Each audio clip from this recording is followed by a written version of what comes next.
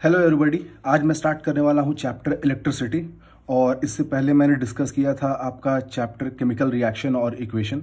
अगर आप चाहो तो वो देख सकते हो, लिंक मैंने डिस्क्रिप्शन बॉक्स में दे दिया है। ठीक है, तो आज मैं स्टार्ट करने वाला हूँ इलेक्ट्रिसिटी। तो वैसे अगर आप बुक से, टेक्स्ट बुक से देखोगे तो वो बिल्कुल एकदम बेसिक, उसमें कुछ भी नहीं है। डायरेक्ट वो आपका सीधा पोटेंशियल से स्टार्ट कर दिया है। ठीक है, तो लेकिन हम लोग पहले इस चैप्टर का कुछ बेसिक समझ लेते हैं, क्योंकि जब तक आप बेसिक नहीं समझोगे चैप्टर कहाँ से स्टार्ट हो रहा है आपको समझ ही नहीं आएगा। ठीक है, तो पहले हम लोग इस चैप्टर का बेसिक समझते हैं। तो हमारे पास जो सबसे प्योरेस्ट सब्सटेंस अवेलेबल है, उसको हम लोग बोलते हैं एलिमेंट्स। ठीक है, अब एलिमेंट्स को मैं दो पार्ट में क्लासीफाई कर रहा हूँ, स्टेबल और unstable. Stable elements and unstable elements. तो हम लोग पहले समझते हैं कि स्टेबल एलिमेंट्स क्या होते हैं और अनस्टेबल एलिमेंट्स क्या होते हैं। ठीक है, तो स्टेबल और अनस्टेबल को समझने के लिए हमें समझना होगा इलेक्ट्रॉनिक कॉन्फ़िगरेशन। तो हमें पता है इलेक्ट्रॉनिक कॉन्फ़िगरेशन, हम लोग क्लास 9 से पढ़ चुके हैं कि इलेक्ट्रॉनिक कॉन्फ़िगरेशन के केस में हम लोग जो सेल है, जो भी इलेक्ट्रॉन्स, जो कि आप देखोगे जो इलेक्ट्रॉन्स होते हैं वो एक डेफिनेट ऑर्बिट में घूमते हैं। उस ऑर्बिट का नाम होता है शेल। ठीक है, फर्स्ट वाला सेल का नाम के, फिर एल, फिर एम और एन, लाइक वैसे से होता है। तो कोई भी अगर जो एलिमेंट है, अगर उनके एटम अगर स्टेबल होंगे, तो अगर वो सिर्फ के सेल यूज़ कर रहा होगा तो सिर्फ उसमें 2 होने चाहिए इलेक्ट्रॉन्स। अगर वो एल यूज़ कर रहा होगा तो उसमें 8 होने चाहिए। और अगर अगर एम यूज़ कर रहा है तो उसमें 8 होने चाहिए। अगर एन यूज़ कर रहा है तो उसमें भी 8 होने चाहिए। तो कोई भी अगर आप एटॉमिक स्ट्रक्चर ड्रॉ करते हो किसी भी एक एलिमेंट का, और उसके इलेक्ट्रॉनिक कॉन्फ़िगरेशन को जब आप लिखते हो, तो अगर के एल एम एन में जैसे इलेक्ट्रॉन्स का नंबर मैंने लिख के रखा है, अगर वैसे इलेक्ट्रॉन उसमें प्रेजेंट है, मतलब अगर के यूज़ कर रहा हो तो 2 होना चाहिए, अगर एल यूज़ कर रहा हो तो 8 होने चाहिए। लाइकवाइज अगर ये सारे ऐसे प्रेजेंट होंगे तो वो सारे स्टेबल होंगे, और अगर ऐसा नहीं है तो वो बिल्कुल भी स्टेबल नहीं होंगे। ठीक है, कुछ एग्जांपल्स देख लेते हैं। जैसे यहाँ पे मैंने एलिमेंट्स का नाम लिखा है नियॉन, और जस्ट बगल में ब्रैकेट में मैंने लिखा है उसका एटॉमिक नंबर। ठीक है, तो नियॉन एटॉमिक नंबर कितना है, 10। तो इलेक्ट्रॉनिक कॉन्फ़िगरेशन लिखूंगा 28। तो देखो ये के में 2 बिल्कुल करेक्ट है, एल में 8 होना चाहिए, बिल्कुल 8 प्रेजेंट है। तो अगर जितना रिक्वायरमेंट है इलेक्ट्रॉन्स का, अगर उतने इलेक्ट्रॉन्स प्रेजेंट होंगे तो वो होगा स्टेबल, अदरवाइज अनस्टेबल। तो इसका मतलब जो नियॉन है वो हो जाएगा आपका स्टेबल। अब मैं देखता हूँ ऑक्सीजन, तो ऑक्सीजन का एटॉमिक नंबर 8, तो इसको मैं लिखूंगा 26। तो अगर ये एल को यूज़ कर रहे हैं तो स्टेबल होने के लिए एल में कितने इलेक्ट्रॉन्स होने चाहिए, 8। देखो एल में 8 होने चाहिए, लेकिन अभी तो है 6, मतलब जितना इसका रिक्वायरमेंट है उतने इलेक्ट्रॉन्स है नहीं, तो ये हो जाएगा अनस्टेबल। सोडियम देखो एटॉमिक नंबर 11, तो 281। अब ये यूज़ कर रहा है एम सेल, लास्ट, मेरे को सिर्फ लास्ट वाले को देखना है, लास्ट वाले में जो लास्ट में आ रहा है। ठीक है, तो एम सेल, का भी कैपेसिटी कितना है, 8, और अभी इसके पास है 1, तो ये भी हो जाएगा आपको अनस्टेबल, क्योंकि एम का कैपेसिटी 8 है और इसमें भी सिर्फ है 1, तो इसका मतलब अनस्टेबल हो जाएगा। वैसे देखो कैल्शियम, तो कैल्शियम का एटॉमिक नंबर 20, तो 2882। तो वैसे एन का जो कैपेसिटी है वो होता है 8, लेकिन अभी इसमें सिर्फ है 2, तो ये भी हो जाएगा आपका अनस्टेबल। तो क्लोरीन का देखो एटॉमिक नंबर 17, 287। तो देखो एम का जो रिक्वायरमेंट होता है 8 होता है, लेकिन अभी है 7, ये भी अनस्टेबल है। तो इलेक्ट्रॉनिक कॉन्फ़िगरेशन को लिख करके मैं ये आराम से चेक कर सकता हूँ कि कौन से जो एलिमेंट्स है वो स्टेबल है या कौन से एलिमेंट अनस्टेबल हैं। तो स्टेबिलिटी को मैं कैसे डिफाइन कर रहा था, आप समझ गए कि इलेक्ट्रॉनिक कॉन्फ़िगरेशन के हिसाब से जो भी वो सेल यूज़ कर रहा है उसमें अगर उतने सारे इलेक्ट्रॉन्स प्रेजेंट हैं जितने उसकी कैपेसिटी है तो वो स्टेबल है, अदरवाइज वो अनस्टेबल है। ठीक है, नाउ देखो, तो if unstable element wants to get stability by gaining or losing of electron, it will develop a charge upon it। तो कोई भी जो एक एलिमेंट है जो कि अनस्टेबल है तो वो अपने आप को स्टेबल करना चाहता है। तो कोई भी एक अनस्टेबल एलिमेंट है वो अपने आप को स्टेबल करना चाहता है। तो जैसे वो कोई भी एक अनस्टेबल एलिमेंट है, अगर वो अपने आप को स्टेबल करता है तो जैसे वो स्टेबल करेगा तो वो अपने ऊपर डेवलप कर लेगा एक चार्ज। ठीक है ना, और वो कैसे अपने आप को स्टेबल कर सकता है, bye gaining or losing of electron. ठीक है, तो कोई भी जो एक एलिमेंट है अगर वो अनस्टेबल है तो अपने आप को स्टेबल करने के लिए इलेक्ट्रॉन्स को लूज करेगा या गेन करेगा ताकि वो स्टेबल हो सके, और जैसे वो ऐसा करता है तो वो डेवलप कर लेगा अपने ऊपर एक चार्ज। ठीक है, अब हम यहाँ पे देखते हैं कि हाउ एलिमेंट डेवलप चार्ज। ठीक है, तो ये तो हम समझ गए कि कोई भी जो एक एलिमेंट है वो स्टेबल होने के लिए अपना इलेक्ट्रॉन्स को लूज करेगा या गेन करेगा ताकि वो स्टेबल हो सके। ठीक है, और वो चार्ज डेवलप कर लेगा। लेकिन चार्ज कैसे डेवलप होता है हम लोग देखते हैं। तो यहाँ पे देखो मैंने एक एग्जांपल ड्रॉ करके रखा है, एक सोडियम। तो सोडियम का जो एटॉमिक नंबर होता है 11, इलेक्ट्रॉनिक कॉन्फ़िगरेशन लिखूंगा तो 281। तो सोडियम के अंदर मुझे पता है कि जो एटॉमिक नंबर 11 है, तो नंबर ऑफ इलेक्ट्रॉन्स जो होते हैं, जो कि आप देख सकते हो इसकी बाउंड्री में घूम रहे हैं। तो पहला देखो के सेल है, के सेल में 2 इलेक्ट्रॉन है, फिर एल है, एल में यहाँ पे टोटल 8 ड्रॉ करके रखे, और एम है, एम में 1 है। तो आपको पता है कि इलेक्ट्रॉन्स का चार्जेस नेगेटिव होता है, क्लास 9th में आपने पढ़ा था, ठीक है। तो इलेक्ट्रॉन्स 11 इलेक्ट्रॉन्स होंगे, क्योंकि जितना एटॉमिक नंबर रहता है उतना ही इलेक्ट्रॉन्स होते हैं और उतना ही प्रोटॉन्स होते हैं। तो प्रोटॉन्स कहाँ पे होते हैं? बीच में, न्यूक्लियस में। तो देखो इलेक्ट्रॉन्स इसके शेल्स में घूम रहे हैं, तो कितने होंगे? 11। तो इलेक्ट्रॉन का चार्ज नेगेटिव होता है, इसलिए -11। और प्रोटॉन कहाँ? न्यूक्लियस में होगा। तो न्यूक्लियस में देखोगे बीच में +11। अभी अगर मैं इसको सॉल्व करता हूँ तो +11 और -11 कैंसिल होकर हो जाएगा 0। तो सोडियम अभी इस केस में अगर हम देखते हैं तो 281, तो इलेक्ट्रॉनिक कॉन्फ़िगरेशन के हिसाब से सोडियम जो है अभी है वो अनस्टेबल, क्योंकि वो एम सेल यूज़ कर रहा हो और एम सेल के हिसाब से उसके पास होने चाहिए 8 इलेक्ट्रॉन्स, लेकिन है अभी 1, तो ये हो जाएगा अनस्टेबल। लेकिन अगर सेम कंडीशन में देखता हूँ तो सोडियम के ऊपर बिल्कुल भी कोई भी चार्ज नहीं है, ठीक है। तो ये अभी है अनस्टेबल लेकिन चार्जलेस, ठीक है। तो जैसे ही अपने आप को स्टेबल करना चाहेगा तो हमेशा वो ईजिएस्ट पाथ चूज करता है। तो उसको स्टेबल होना है तो वो 7 इलेक्ट्रॉन ला सकता है, अगर क्योंकि इसका रिक्वायरमेंट है 8 का, तो अभी है 1, तो ये 7 कहीं से इलेक्ट्रॉन ले आता है या 1 इलेक्ट्रॉन को लूज करता है। तो दोनों केस में ये स्टेबल हो सकता है, लेकिन हमेशा वो ईजिएस्ट पाथ को चूज करता है। तो सबसे ईजी क्या होगा? 7 लाने से अच्छा है कि 1 रिमूव कर दो। तो सोडियम एक इलेक्ट्रॉन को रिमूव करता है, तो जैसे वो एक इलेक्ट्रॉन को रिमूव करेगा तो अब इसका इलेक्ट्रॉनिक कॉन्फ़िगरेशन क्या हो जाएगा? 2-8, क्योंकि एम में जो 1 इलेक्ट्रॉन था वो हट चुका है। तो अब इसका लास्ट सेल कौन होगा? ये, और ये सेल अपने आप डिसअपियर हो जाएगा, ठीक है। तो अब देखो के एल, तो के में 2, एल में 8, तो एल का तो कैपेसिटी 8 होता है, तो अब एल में तो 8 है ही और एम तो हट चुका है। इसका मतलब कि जैसे उसने एक इलेक्ट्रॉन को लूज किया, ये हो चुका है अब ये स्टेबल। लेकिन अब देख लेते हैं थोड़ा चार्ज के ऊपर में क्या क्या इसके अंदर में था। तो इलेक्ट्रॉन्स जो टोटल जो 11 थे उसमें से एक इलेक्ट्रॉन तो जा चुका है, तो इसके पास सिर्फ 10 इलेक्ट्रॉन्स होंगे, -10, ठीक है। और प्रोटॉन जो सेंटर में जो प्रोटॉन है उसमें तो कोई चेंजेस नहीं हुआ, क्योंकि प्रोटॉन कभी वैरी करता ही नहीं है, क्योंकि जब भी मूव करता है तो ये हमेशा इलेक्ट्रॉन ही मूव करता है, प्रोटॉन्स कभी भी मूव नहीं करते हैं, ठीक है। तो प्रोटॉन्स कितने होंगे? +11। अभी अगर इसको मैं सॉल्व करूंगा तो ये +1। तो सोडियम देखो जैसे वो अपने आप को स्टेबल करता है, एक इलेक्ट्रॉन को लूज करके वो डेवलप करता है अपने ऊपर एक पॉजिटिव चार्ज, ठीक है।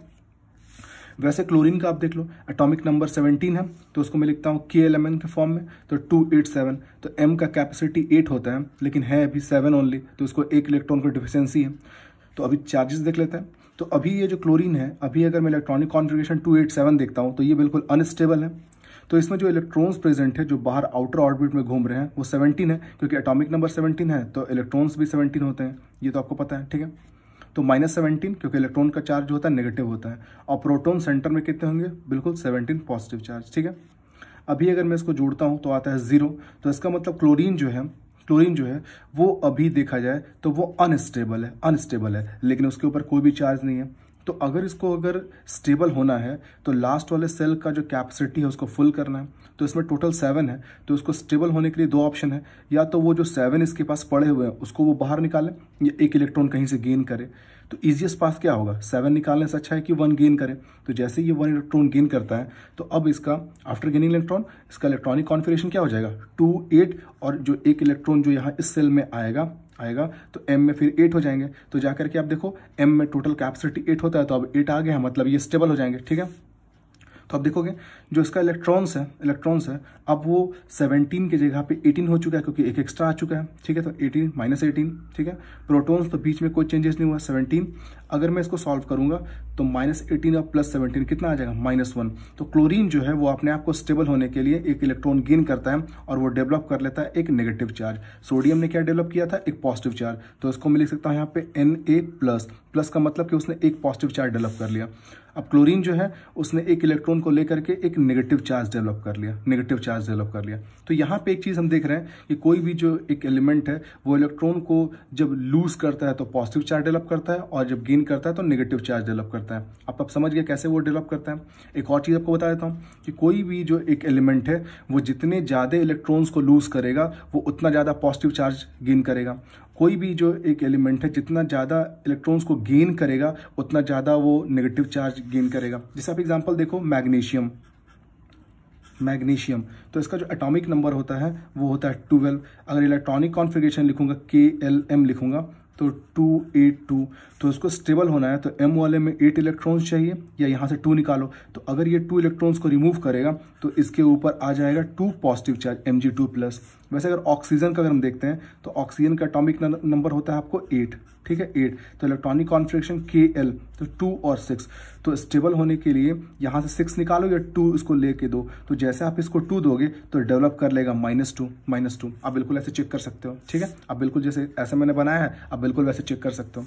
तो यहाँ पे बहुत सिंपल कंसेप्ट है कि जो भी एलिमेंट जितने इलेक्ट्रॉन्स को वो गेन करता है, जो भी एलिमेंट है वो जितने इलेक्ट्रॉन्स को गेन करेगा उतना ज़्यादा नेगेटिव चार्ज आएगा, और जितने इलेक्ट्रॉन्स को लूज करेगा उतना ज़्यादा पॉजिटिव चार्ज आएगा, ठीक है। तो अब यहाँ से हम समझते हैं चार्ज क्या होता है, चार्ज का डेफिनेशन देख लेते हैं जो भी हमने डिस्कस कर रहे थे। तो चार्ज को जो हम लोग सिंबल है, चार्ज का सिंबल होता है क्यू से हम लोग सिंबल करते हैं, ठीक है।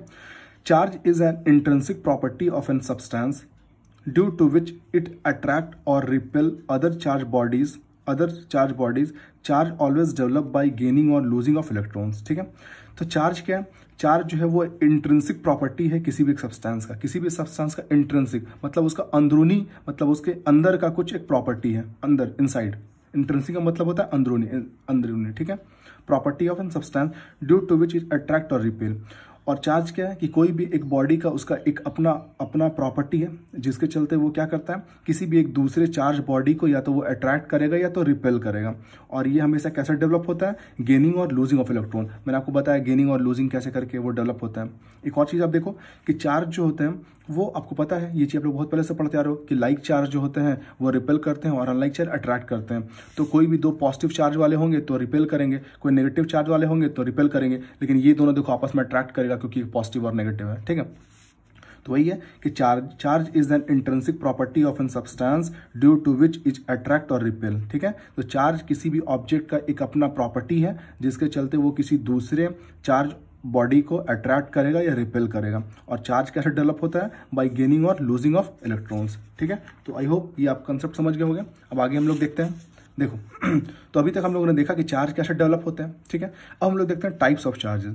तो बेसिकली हमारे पास 2 टाइप का चार्ज होता है, एक पॉजिटिव चार्ज होता है और एक नेगेटिव चार्ज। तो पॉजिटिव चार्ज कैसे डेवलप होता है, तो मैंने बताया पॉजिटिव चार्ज कैसे डेवलप होता है, बाय लूजिंग ऑफ इलेक्ट्रॉन। जैसे आप इलेक्ट्रॉन्स को लूज करोगे तो आप पॉजिटिव चार्ज डेवलप कर लोगे। देखो जैसे यहाँ पे सोडियम ने इलेक्ट्रॉन्स को लूज किया तो उसने क्या डेवलप किया, पॉजिटिव चार्ज। और वैसे क्लोरीन ने यहाँ पे इलेक्ट्रॉन को गेन किया तो वो क्या डेवलप किया, नेगेटिव चार्ज। तो इसका मतलब कोई भी जो एक बॉडी है जब वो पॉजिटिव चार्ज कब डेवलप करेगा, जब वो इलेक्ट्रॉन को लूज करेगा, और नेगेटिव चार्ज कब डेवलप करेगा, जब वो इलेक्ट्रॉन को गेन करेगा। Charges on electrons and protons. अब मुझे ये तो पता है कि इलेक्ट्रॉन्स नेगेटिवली चार्ज होते हैं और प्रोटॉन्स तो पॉजिटिवली चार्ज होते हैं, जस्ट मैंने भी डिस्कस किया था। लेकिन एग्जैक्टली एक इलेक्ट्रॉन का या एक प्रोटॉन का कितना चार्ज होता है वो देखते हैं। तो एक इलेक्ट्रॉन का जो चार्ज होता है, 1 सिंगल इलेक्ट्रॉन, -1.6 × 10⁻⁻19 कूलम। ये देखो -19 है, ये कितना स्मॉल होगा आप सोचो। तो 1.6 को अगर आप डिवाइड करते हो 19 जीरोज से तो सोचो कितना स्मॉल होगा, ये वैल्यू कितना स्मॉल होगा।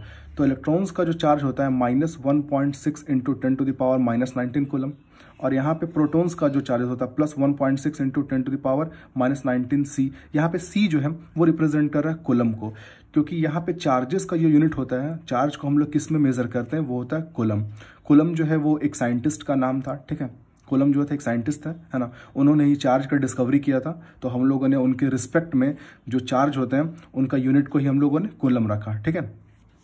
तो यानी कि इलेक्ट्रॉन्स का जो चार्जेस है 1.6 × 10⁻⁻19 और इसका 1.6 × 10⁻⁻19, ठीक है। तो दोनों देखो सेम मैग्नीट्यूड है लेकिन रिवर्स चार्जेस हैं। अब देखो प्रॉपर्टीज ऑफ चार्ज डिस्कस करते हैं। Like charges repel and unlike charges attract. तो ये प्रॉपर्टी तो हम लोग जानते हैं कि कोई भी अगर लाइक चार्जेस होंगे तो वो बिल्कुल रिपेल करेंगे और अनलाइक चार्ज होंगे तो बिल्कुल अट्रैक्ट करेंगे। Charges are scalar quantity.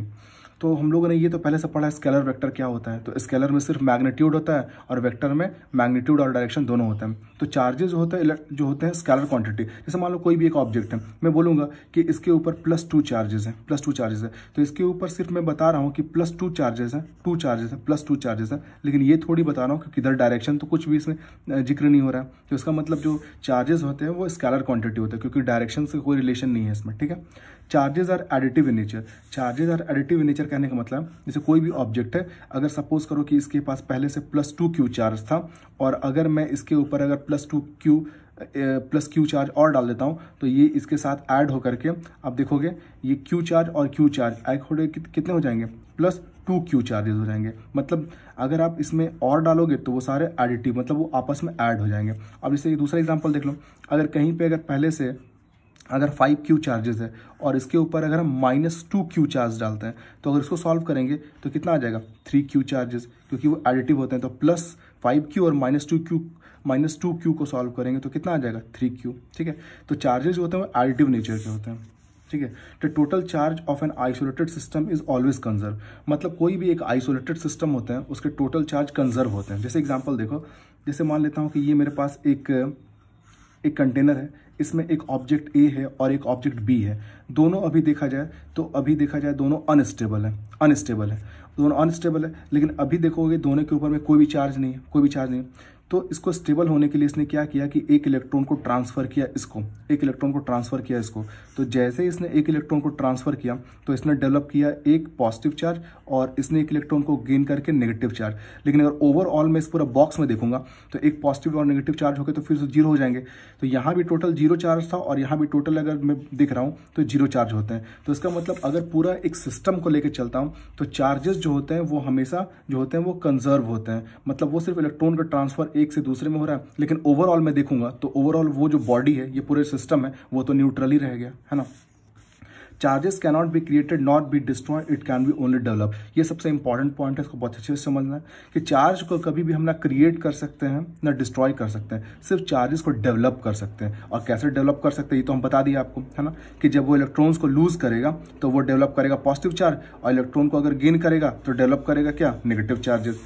तो charges can not be created not be destroy, it can only be develop. ठीक है, now the next topic is the method of charging. अब हम लोग देखते हैं कि कोई भी ऑब्जेक्ट को हम लोग चार्ज कैसे कर सकते हैं। तो बेसिकली ये 3 डिफरेंट वेज है by which we can charge the object, by the friction, by the conduction और बाय द कन्वेक्शन। तो एक करके हम लोग देखते हैं कि ये कैसे होता है। देखो, सबसे पहले फ्रिक्शन। 2 अलग अलग ऑब्जेक्ट हैं, इनके ऊपर कोई भी चार्जेस नहीं चार्ज। जब दोनों ऑब्जेक्ट को अगर मैं ऐसे करके रब करता हूँ तो मैं देखता हूँ क्या, थोड़ी देर के बाद एक ऑब्जेक्ट जो है वो पूरा पॉजिटिवली चार्ज हो जाएगा और एक ऑब्जेक्ट पूरा नेगेटिवली चार्ज हो जाएगा। ठीक है, तो ये एक्चुअल में होता कैसे है ये थोड़ा हम लोग देख लेते हैं एक बार। तो देखो, कोई भी 2 ऑब्जेक्ट के ऊपर कोई भी चार्जेस नहीं था, लेकिन जैसे रब किए दोनों के ऊपर चार्जेस आ गए। तो ये चार्ज कैसे डेवलप हुआ वो हम लोग समझते हैं। कोई भी जो ऑब्जेक्ट है, जब मैं इसको रब करता हूँ तो जब मैं रब कर रहा हूँ तो दोनों के बीच में फ्रिक्शन होगा और उस फ्रिक्शन से क्या डेवलप होगा, हीट। अब देखो, जब आप हैंड को ऐसे करते हो तो बिल्कुल आपका हैंड जो है वो बिल्कुल गर्म हो जाता है ना। तो कभी भी कोई भी 2 ऑब्जेक्ट को रब करेंगे तो फ्रिक्शन से डेवलप होगा हीट, और हीट क्या है, एक फॉर्म ऑफ एनर्जी है। तो जब इसको मैं रब करूंगा तो यहाँ पे हीट डेवलप होगा और हीट एक तरह का एनर्जी है, और वो एनर्जी जो है इस ऑब्जेक्ट में जो भी इलेक्ट्रॉन्स प्रेजेंट होंगे वो इलेक्ट्रॉन्स उसको गेन करेंगे और गेन करने के बाद क्या होगा कि वो इलेक्ट्रॉन्स को जब एनर्जी मिल जाएगा तो वो ज़्यादा क्या कह सकते हो, ज़्यादा तेज़ी से वो वाइब्रेट करना स्टार्ट करेंगे, और ज़्यादा तेज़ी से वो वाइब्रेट स्टार्ट कर देंगे। तो जिनका बॉन्डिंग न्यूक्लियस के साथ वीक होगा, क्योंकि इलेक्ट्रॉन्स नेगेटिवली चार्ज होते हैं और जो सेंटर में न्यूक्लियस होता है वो पॉजिटिवली चार्ज होता है। तो पॉजिटिवली चार्ज न्यूक्लियस और इलेक्ट्रॉन्स के बीच में एक अट्रैक्शन होता है। ठीक है, तो जिनका अट्रैक्शन वीक होगा तो उनका इलेक्ट्रॉन जंप कर जाएगा। तो इलेक्ट्रॉन्स को जैसे वो हीट एनर्जी से एनर्जी मिला, वो तेजी से वाइब्रेट करना स्टार्ट होगा और वो एक बॉडी से दूसरे बॉडी में जंप कर जाएगा। तो सपोज करो कि इसने इलेक्ट्रॉन जो था वो बॉडी ए से बॉडी बी में जंप कर गया, तो अगर इलेक्ट्रॉन इससे निकल रहे हैं तो इसमें डेवलप हो जाएगा पॉजिटिव चार्ज, और इसमें इलेक्ट्रॉन जा रहे हैं तो ये हो जाएगा नेगेटिवली चार्ज। देखो, मैंने इसको एक साइकिल में लिख के रखा है। फ्रिक्शन से क्या डेवलप हो, फ्रिक्शन से हम हीट जनरेट करेंगे, हीट से क्या डेवलप होगा, एनर्जी, और वो एनर्जी इलेक्ट्रॉन्स को गेन करेंगे, और जैसे इलेक्ट्रॉन्स गेन करेंगे वो वाइब्रेट करना स्टार्ट करेंगे, और वाइब्रेशन से क्या होंगे, वो मूव करेंगे one object to the another, एक ऑब्जेक्ट से दूसरे, और जैसे एक से दूसरे में जाएंगे उनके ऊपर डेवलप हो जाएगा एक चार्ज। तो और ये आपको पता होना चाहिए, जब चार्ज डेवलप होंगे तो दोनों में बिल्कुल अलग होंगे, क्योंकि जिससे जा रहा है इलेक्ट्रॉन, जिससे निकल रहा है वो पॉजिटिव चार्ज डेवलप करेगा और जिसमें जा रहा है वो नेगेटिव चार्ज डेवलप करेगा। ठीक है, नाउ बाय कंडक्शन। कंडक्शन क्या होता है, देखो दो अलग अलग ऑब्जेक्ट हैं, उसमें एक ऑब्जेक्ट पहले से चार्ज है और दूसरा बिल्कुल भी चार्ज नहीं है। तो जब इस ऑब्जेक्ट को, जब मैं इस ऑब्जेक्ट के साथ मैं कॉन्टैक्ट में लाता हूँ, जब उसको मैं ऐसे कॉन्टैक्ट में रखा हूँ, तो आप देखोगे चार्जेस जो होंगे वो बिल्कुल फ्लो होना स्टार्ट होंगे। तो चार्ज जो है वो ए से बी में फ्लो होना स्टार्ट हो जाएगा। देखो यहाँ पे 4 चार्जेस थे, अब पहले एक चार्जेस गया, तो चार्जेस फ्लो होना स्टार्ट हो जाएंगे from charge body to uncharge body. और ये कब तक फॉलो होता रहेगा, कब तक इसमें आप देखोगे फ्लो होगा, तब तक कि दोनों इक्विलिब्रियम स्टेट में ना आ जाए। इक्विलिब्रियम का मतलब है कि जब तक दोनों में आप देखोगे कि दोनों में इक्वल अमाउंट ऑफ चार्जेस नहीं आ जाए। ठीक है, ये आप बहुत सिंपल कंसेप्ट है। देखो मान लो कि आपके पास यहाँ पे एक टैंक है, यहाँ पे एक टैंक है, इसको मैं क्लोज कर देता हूँ और इसमें पूरा वाटर फिलअप है। अगर मैं यहाँ से इस जो यहाँ पे समझ लो एक तरह से स्टॉपर है, स्टॉपर को रिमूव कर दूंगा तो वाटर देखो आपको फ्लो होना स्टार्ट हो जाएगा। और फ्लो होते होते कहाँ तक जाएगा, जब तक कि दोनों कंटेनर में वाटर इक्वल ना आ जाए तब तक ये फ्लो होता रहेगा। चार्जेस का बिल्कुल भी सेम कंडीशन है। चार्जेस कब तक फ्लो करेंगे, जब तक कि वो इक्विलिब्रियम में ना आ जाए। इक्विलिब्रियम का मतलब दोनों में सेम अमाउंट ऑफ चार्जेस। ठीक है, और इसमें देखो कि इस अगर मेथड ऑफ कंडक्शन यूज करते हो तो दोनों ऑब्जेक्ट में बिल्कुल सेम चार्जेस आ जाएंगे। जैसे हम देखो रिवर्स चार्जेस थे, यहाँ पे आ जाएंगे सेम चार्जेस। ठीक है, अब आता है थर्ड आपका कन्वेक्शन। तो कन्वेक्शन के केस में क्या होता है, कोई भी एक ऑब्जेक्ट चार्ज है और एक बॉडी अनचार्ज है, तो मैं जो अनचार्ज बॉडी के इसके पास ला रहा हूँ, देखो मैंने इसके पास लाया, इसके जितना आप क्लोज ला सकते हो आपको लाना है। ठीक है, लेकिन ध्यान रखना है कि इसमें टच नहीं करना चाहिए, क्योंकि अगर वो टच कर जाएगा तो फिर वो कंडक्शन से आपका चार्ज फ्लो होना स्टार्ट हो जाएगा। तो दूसरे ऑब्जेक्ट को जैसे आप एक चार्ज ऑब्जेक्ट के सामने में लाते हो तो वो जो अनचार्ज ऑब्जेक्ट है उसके ऊपर एक चार्ज डेवलप हो जाएगा और वो चार्ज बिल्कुल रिवर्स होगा डिस्चार्ज। मतलब जो बॉडी ए में जो चार्ज होगा उसका जस्ट रिवर्स चार्ज डेवलप कर लेगा ये बॉडी बी, ये इसका प्रॉपर्टी होता है। ठीक है, तो वैसे करके आप दोनों बॉडीज को चार्ज कर सकते हो। तो अगर आप ऐसे चार्ज करते हो by the help of convection तो दोनों बॉडीज में बिल्कुल अलग अलग चार्जेस आ जाएंगे। ठीक है, तो ये मेथड्स थे फ्रिक्शन, कंडक्शन और कन्वेक्शन। आई होप ये सारा जो कंसेप्ट है आप जो बेसिक जो है वो कुछ आप समझ गए होगा। अगर आपको वीडियो अच्छा लगा तो प्लीज़ लाइक कीजिए, शेयर कीजिए और सब्सक्राइब कीजिए। Thank you.